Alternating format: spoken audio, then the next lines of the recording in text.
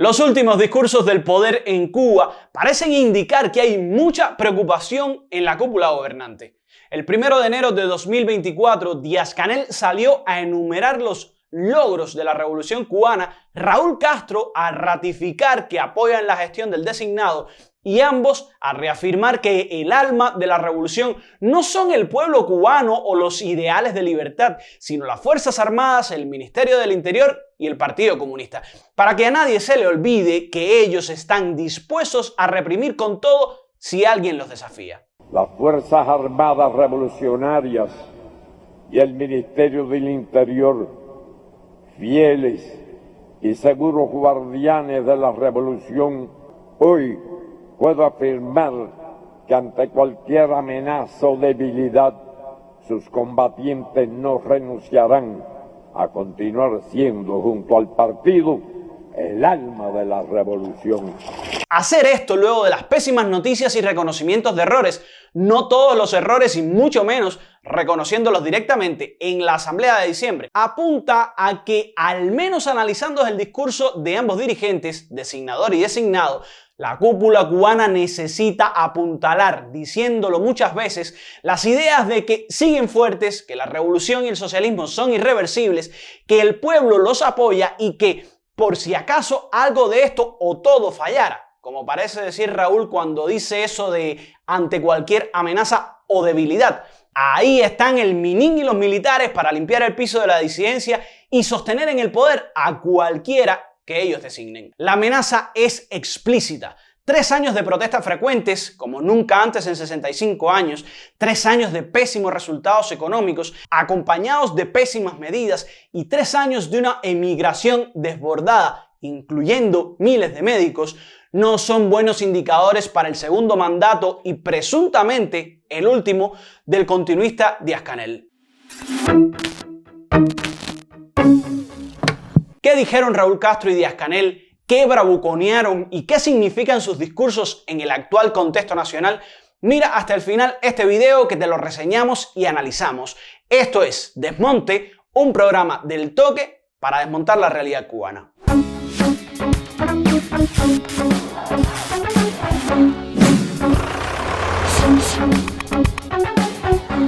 La llamada revolución cubana, que no es más que el gobierno del Partido Comunista de los hermanos Castro y sus designados, está hoy más débil que nunca, aunque la cúpula diga lo contrario. La revolución cubana, tras 65 años de existencia, lejos de debilitarse, se fortalece. Dime de lo que presumes y te diré de lo que careces, dice el refrán. Y si la revolución, lejos de debilitarse, se fortalece, no habría que estarlo diciendo constantemente. Y mucho menos 3 ancianos de más de 90 años tampoco deberían permanecer cuidándole el puesto a su designado, que va de fracaso en fracaso y de protesta en protesta, sin poner una bien. La continuidad parece no estar dando los resultados esperados. Sin embargo, Raúl Castro necesitó avalar otra vez su designación. Sé que expreso el sentir de la generación histórica al ratificar la confianza en quienes hoy ocupan responsabilidades de dirección en nuestro partido y gobierno. Sin embargo, también en nombre de estos 3 ancianos de más de 90 años, que parece que hoy son el único y más importante sostén del débil gobierno canelista, Raúl Castro advirtió a la burocracia. A todos nuestros cuadros lo convoco a meditar cada día sobre qué más puede hacerse para justificar la confianza y el ejemplar respaldo de nuestros compatriotas. Esto pareciera decir que ellos no estarán ahí por siempre para defenderlos, y por esa debilidad que se adivina en los pedidos del general, vuelven los alardes de logros y los fantasmas del terrorismo y las invasiones armadas a la televisión cubana, aunque ahora vengan en jet ski y con una pistolita. Pero dejemos a Raúl por un momento, aunque tiene más material gordo que desmontar, para seguir con Díaz-Canel, porque su discurso es digno de un desmontaje quirúrgico.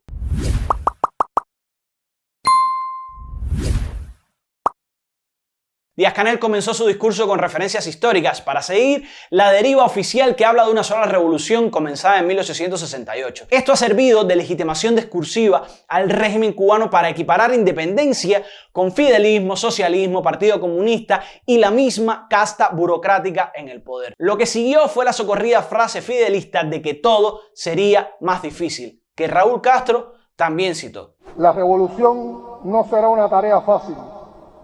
La revolución será una empresa dura y llena de peligros.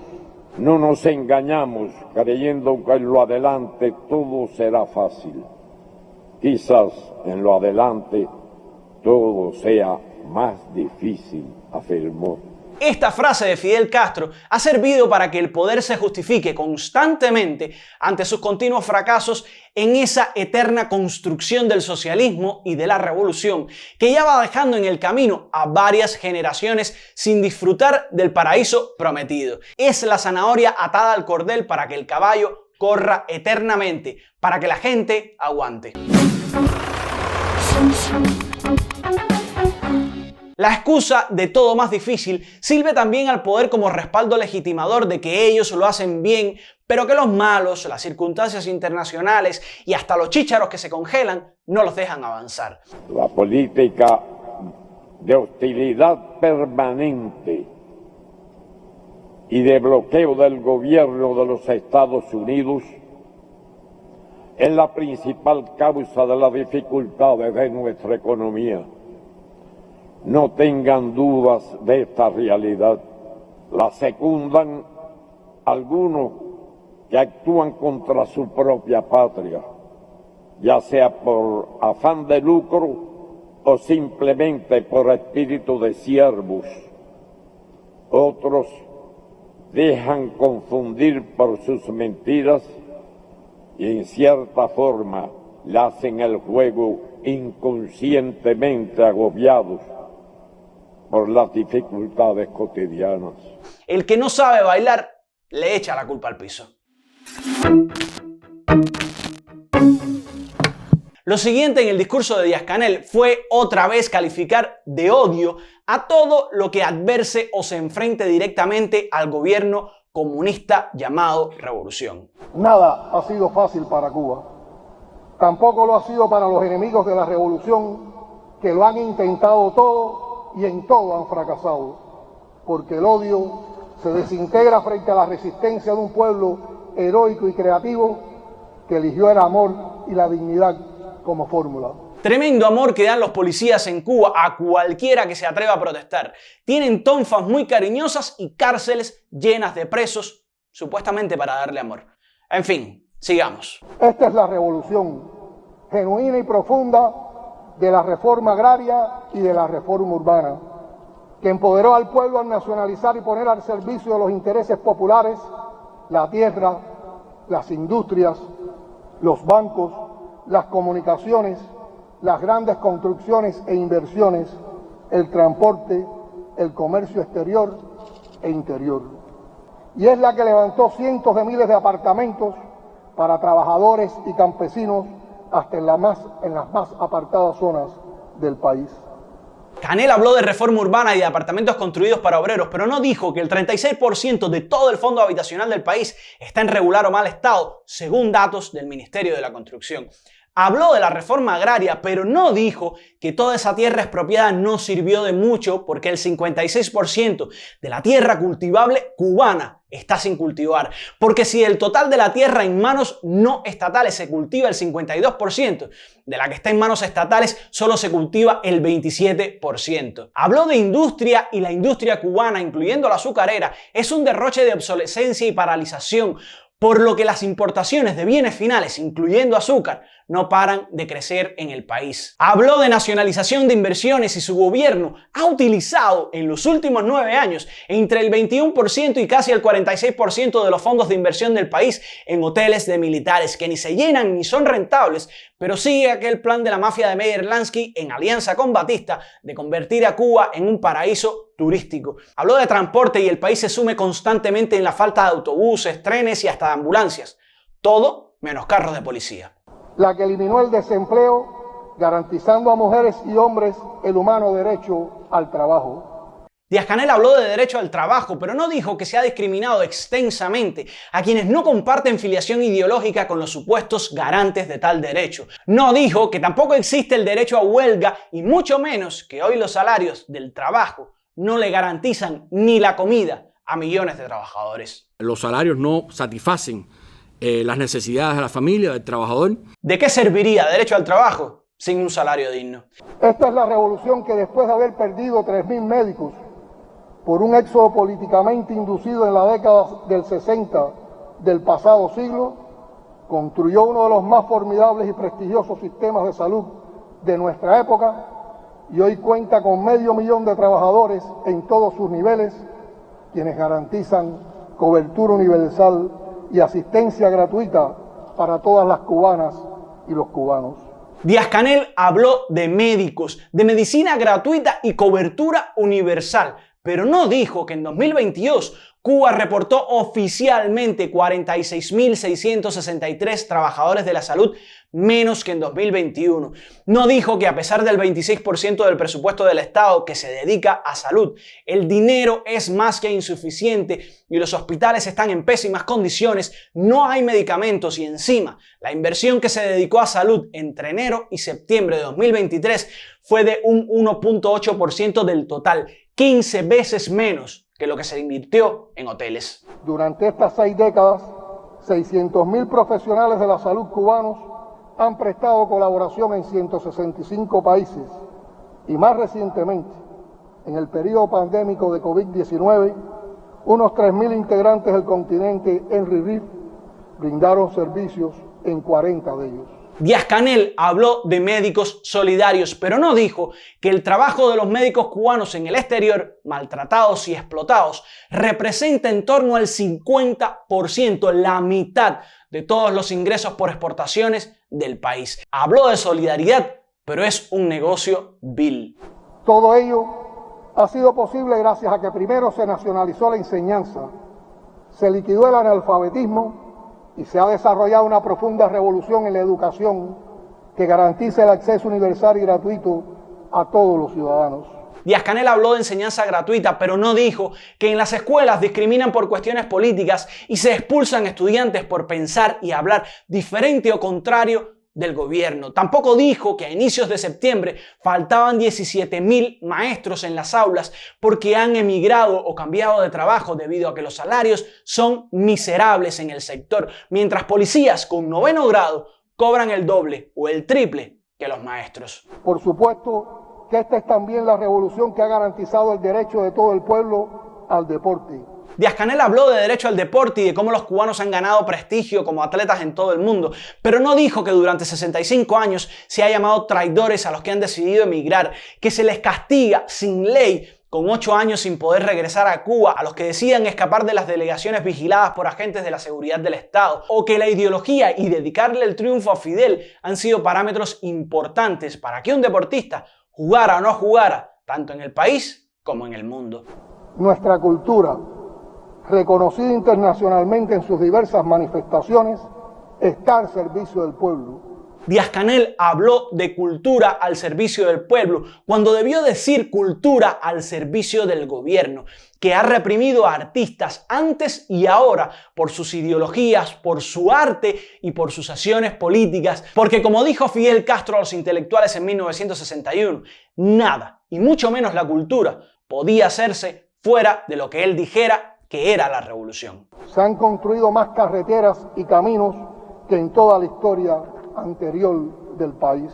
Díaz-Canel habló de construcción de carreteras y caminos, pero no dijo que el 80% de las vías del país están en regular o mal estado, mientras se dedica el asfalto a carreteras y aeropuertos para el turismo. Esta es la revolución que liquidó el orden jurídico burgués para establecer un nuevo derecho basado en la legalidad socialista, refrendado por la participación activa del pueblo en elaboración y discusión de leyes. Díaz-Canel habló de orden jurídico socialista y del pueblo creando leyes, pero no dijo que nunca en 65 años el pueblo ha podido impulsar directamente una ley, porque Oswaldo Payá fue criminalizado y perseguido por su proyecto Varela, porque ningún diputado de la Asamblea Nacional jamás ha impulsado un proyecto de ley, porque esa es una facultad que ejerce una comisión especial y los diputados solo deben votar que sí, porque el pueblo no participa en ninguna ley, porque cuando el pueblo pidió la simple elección del presidente de forma directa, esto fue lo que pasó. Relativo al presidente de la República, la elección del presidente. Hacen un total de unos 12.264 personas que pedían la elección directa por el pueblo. Estamos hablando de 12.000 opiniones.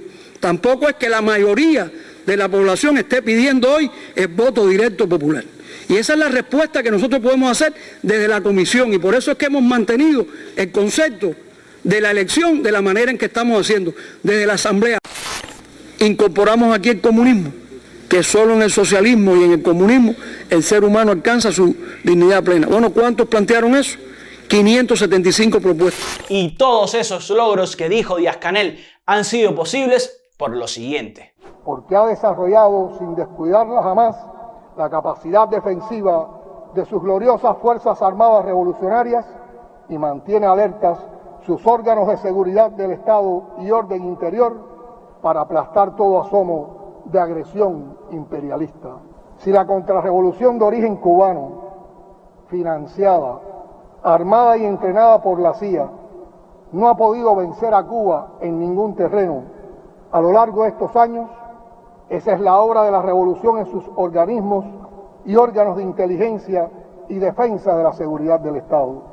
En eso sí tiene razón Díaz-Canel. Lo que realmente sostiene a su cúpula, avalada por los 3 ancianos de más de 90 años, son unos policías y militares con grandes prebendas, mansiones en Siboney para los generales y apartamentos en barrios exclusivamente construidos para los de menor rango, con salarios que duplican y más los de profesionales más útiles al país, con motos y carros nuevos y llenos de combustible, para perseguir a artistas, periodistas y activistas por los derechos humanos o para reprimir violentamente las protestas que puedan ocurrir. Y Raúl Castro lo ratificó. Los combatientes de las Fuerzas Armadas Revolucionarias y del Ministerio del Interior es el escudo contra el que se estrellarán una vez más todos los planes subversivos del enemigo, que incluyen desde el uso sistemático de la mentira y hasta el terrorismo. Siguiendo con los logros, Díaz-Canel no se detuvo.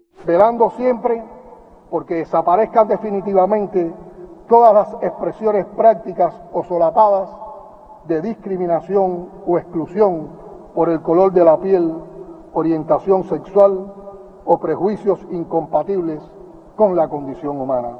Díaz-Canel habló de la supuesta lucha de la revolución contra la discriminación, pero no dijo, porque no lo puede decir, que la discriminación política es la principal discriminación que se ejerce en Cuba y es la bandera de su gobierno, porque de eso depende su supervivencia. Y para seguir apuntalando las esencias del sistema, tanto Díaz-Canel como Raúl Castro echaron mano del partido como único garante de la nación cubana.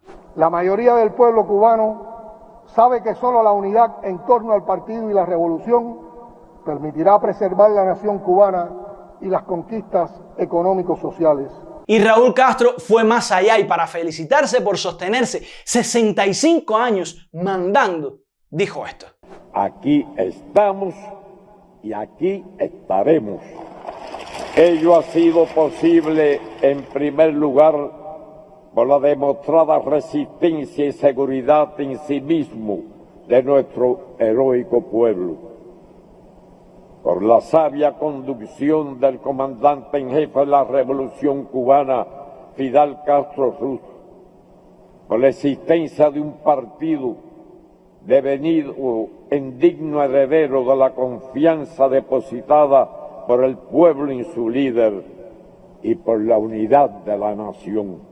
Pueblo resistiendo, Fidel mandando y partido como depositario del poder de la casta. Sin embargo, a pesar de todo el derroche de reafirmación, que lo que hace pensar es justo lo contrario, los discursos estuvieron llenos de citas, 11 entre los dos, y referencias a la historia oficial reafirmando que ni Raúl Castro ni Díaz-Canel tienen nada nuevo que ofrecer ni decir, y que necesitan referirse constantemente al pasado, porque en el presente solo tienen dificultades que sortear y resistencia que pedir. Encontrar respuesta a estas dificultades es un deber ineludible de todos los revolucionarios cubanos.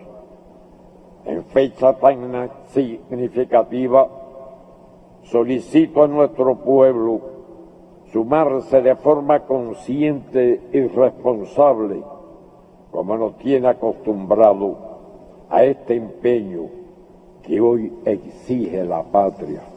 A esta solicitud mezclada con orden de viejo general totalitario, Raúl Castro añadió algo a lo que en la historia enseñada en la escuela le ponen mucho énfasis: la unidad. Mientras mayores sean las dificultades y los peligros, más exigencia, disciplina y unidad se requiere. La unidad es nuestra principal arma estratégica. Cuidemos la unidad más que a la niña de nuestros ojos. ¿Y por qué le preocupa tanto a Raúl Castro garantizar eso que él llama unidad, pero que significa seguir las órdenes del partido? Mírenlo aquí. Estoy convencido de que los pinos nuevos, nuestra combativa juventud, así lo garantizará. A Raúl Castro le preocupa mucho que la juventud cubana es cada vez más disidente del sistema, porque ve que el sistema cada vez funciona menos y se siguen pidiendo más esfuerzos y más resistencia, mientras la vida les pasa por delante entre altas carencias y los pavoneos de los hijos y los nietos de los revolucionarios, que viajan por el mundo y emprenden negocios con oscuros dineros. Por eso, y para también mantener la disciplina entre los no tan jóvenes, pero más jóvenes que él, que pretendan desmontar el sistema desde dentro, lanzó esta otra advertencia. Quienes por insuficiente capacidad, falta de preparación o simplemente por haberse cansado, no estén a la altura que exige el momento, deben ceder su puesto a otro compañero o compañera dispuesto a asumir la tarea. El resumen de ambos discursos puede hacerse en 5 temas fundamentales. La historia, que supuestamente los legitima para seguir mandando sobre el pueblo cubano, lo que ellos llaman logros de la revolución, que no resisten un mínimo contraste, la culpa del bloqueo en todo lo que les sale mal, la necesidad de unidad, o sea, subordinación en torno al Partido Comunista, y el recuerdo de que las Fuerzas Armadas y el Ministerio del Interior son el alma del gobierno llamado revolución. En esencia, ellos mandan como dioses, el pueblo resiste y debate pero no decide, y los ángeles guardianes con tonfas y armas en las manos están ahí por si algo se tuerce. Menudo 2024 nos espera.